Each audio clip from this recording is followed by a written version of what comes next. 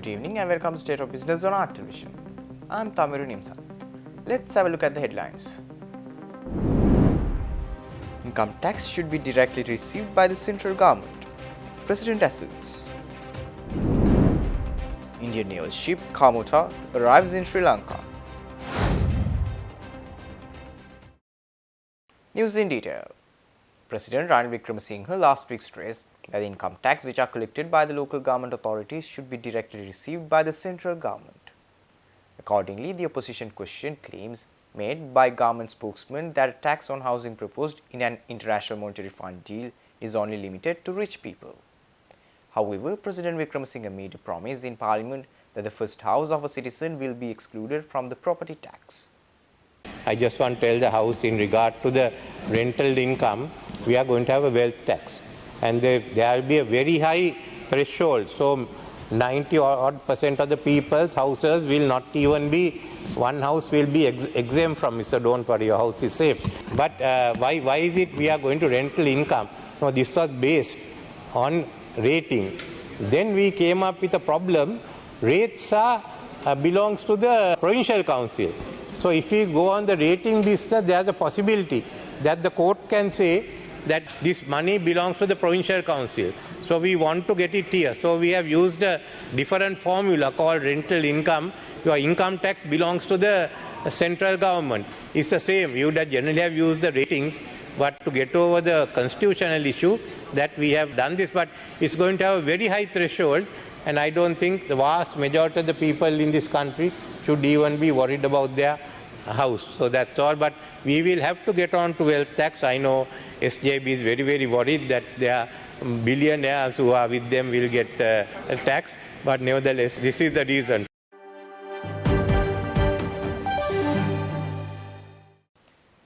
The DigiCon 2024 Investment Summit, Sri Lanka's premier technology and investment event organized by the Ministry of Technology and powered by MasterCard, took place at a remarkable lineup of speakers this year. The highly anticipated summit promised to unlock invaluable insights and power strategic alliances that will provide a platform to redefine success in the digital economy. The summit's comprehensive agenda explores some of the most pressing issues and emerging trends shaping the digital economy, such as fintech, artificial intelligence, cybersecurity, sustainable development, among others. The event brought together global investors and venture capitalists, entrepreneurs, policymakers, and thought leaders from across the globe to explore investment opportunities and forge collaborations within Sri Lanka's burgeoning tech industry. The speaker lineup for this year includes Trinity VP, Business Development and Sales, Asia Jonas Tariq, Bill and Melinda Gates Foundation Senior Advisor Megha Jain, E27, Co-founder and CEO Mohan Bilani, Accelerate Asia General Partner Craig Dixon, and MasterCard Economics Institute Chief Economist APAC David Munn. The event had President Ranil Wickremesinghe as the chief guest.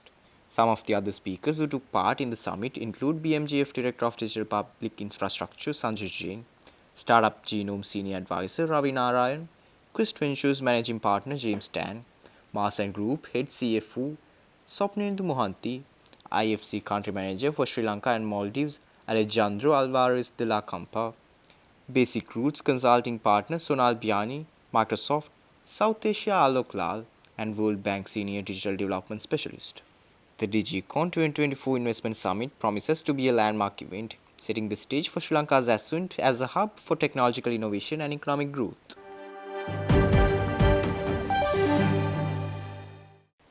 The Strategic Steering Committee meeting and summary workshop of the Biogas, Biomass and Solar South-South and Trilateral Cooperation project was successfully held in Colombo. The event was participated by 30 key stakeholders from the Strategic Steering Committee board, with a thematic focus on presenting the project's results and achievements alongside an independent evaluation to assess the lessons learned. The project, in partnership with the governments of China, Ethiopia and Sri Lanka, was implemented by the United Nations Development Programme with the aim of improving local access to clean and renewable energy in Ethiopia and Sri Lanka. The project also facilitated two-way exchanges of expertise and technologies as well as mutual learning among China, Ethiopia and Sri Lanka. Specifically, the project was collaboration between the Ministry of Commerce of the People's Republic of China, the Ministry of Science and Technology of China, the Ministry of Water and Energy of Ethiopia, Sri Lanka Sustainable Energy Authority, Administrative Center for China's Agenda 21, China Agricultural University, coordinated by UNDP China and implemented by UNDP Ethiopia and Sri Lanka. Under the banner of South-South and trilateral cooperation modality in Sri Lanka, UNDP Sri Lanka implemented the Biogas, Biomass and Solar Trilateral Cooperation Project from 2019 to 2024. The project spanned 5 provinces, delivering 262 solar-powered renewable energy technology applications, including solar PV systems, solar-powered greenhouses, cold rooms, solar-powered derivatives for shrimp farms, solar-powered sprayers, solar animal repellers, and solar insect traps to over 233 beneficiaries, including 80 women and 200 vulnerable groups. Participants also engaged in a 2-day visit to project sites in Venapur, Kurunegala, and Trincomalee. Stay tuned. We will be back soon after this short commercial.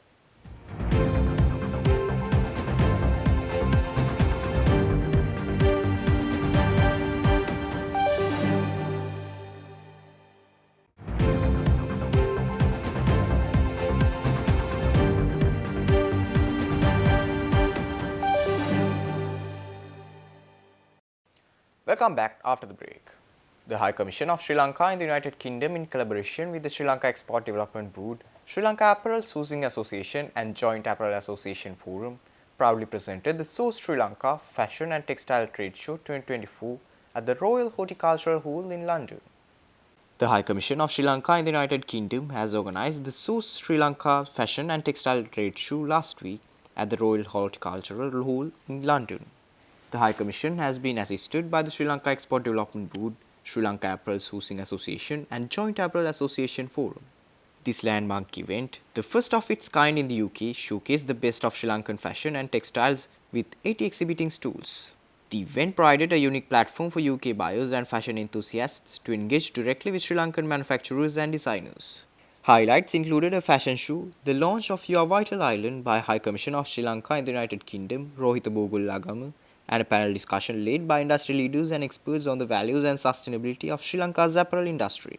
In his address, the High Commission emphasized Sri Lanka's history of more than 3,000 years of its weaving industry and its prominent position in the global apparel industry, with the UK being its second largest market.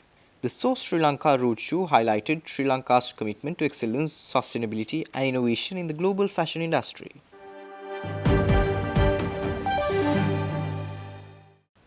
Indian naval ship Kamorta, an indigenously designed and built anti-submarine warfare rather known as ASW Corvette of the Indian Navy, arrived in Trincomalee last week. On arrival, Indian naval ship Kamorta participated in a yoga event on board. Marking the 10th International Day of Yoga, High Commission of India and Swami Vivekananda Cultural Centre, the cultural arm of the High Commission, organized a yoga event at the Trincomalee port on board and alongside the visiting in Kamorta. The event saw participation of senior defense and civilian hierarchy as well as personnel from Sri Lanka Armed Forces. The ship was opened for visits by school children and later for the public at Trincomalee Port in coordination with High Commission of India and the Sri Lanka Navy. Further, the ship will undertake various professional interactions with the Sri Lanka Navy during its stay in Sri Lanka. On ship's departure last Sunday, maritime partnership exercise with Sri Lanka Navy ship is planned off Trincomalee. As an outreach initiative, the ship will carry out activities like beach cleaning in Trincomalee and a reception on board for senior officials from military and civil administration. Visits by Indian Navy ships and submarines in Sri Lanka aim to foster brotherhood and togetherness between the two navies of the two neighbours in line with India's neighbourhood first policy and vision of security and growth for all in the region. The commanding officer of the Indian naval ship, Commander Prashant Kumar Mishra, made a courtesy call on Command Eastern Naval Area, Riyadh Miral, BAKSP Banagoda.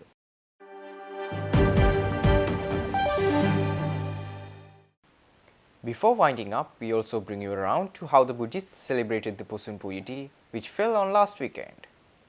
Posun Puya is noteworthy to Sri Lankan Buddhists as the day on which Emperor Asoka's son, Arahat Mahinda, introduced Buddhism to the island nation. There are many religious activities organized during the period of Posun, including seal campaigns and Bodhi pujas in temples in which only Buddhists participate. Dansal, which are set up with the aim of giving away food and beverage to people, sees the participation of all religious and ethnic groups. Devotional songs are sung by Buddhists in every nook and corner, while Posun pandals, which are colorfully lit illustrations from the 550 Jataka stories or the stories of Lord Buddha's past life.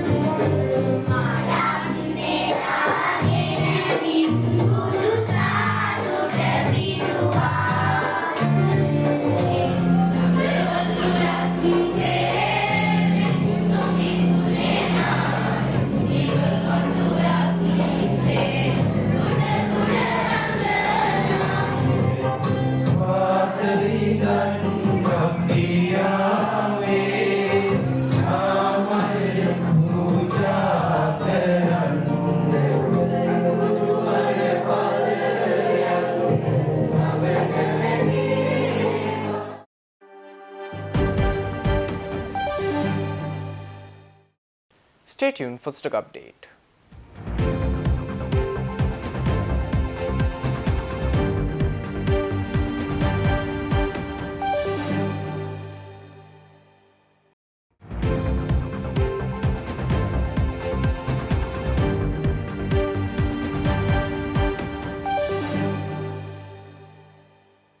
Trading at Gram Stock Exchange ended on mixed notes today. The all share price index gained 1.86 points to close at 12,273.41 and the S&P SL20 dropped 5.27 points to close at 3,629.43. The turnover was 3.9 billion rupees and over 67 million shares were traded. Up next are forex rates.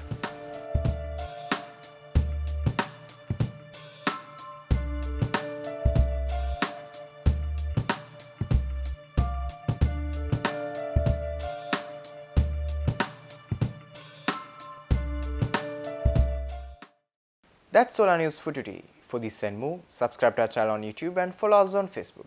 Take care and good night.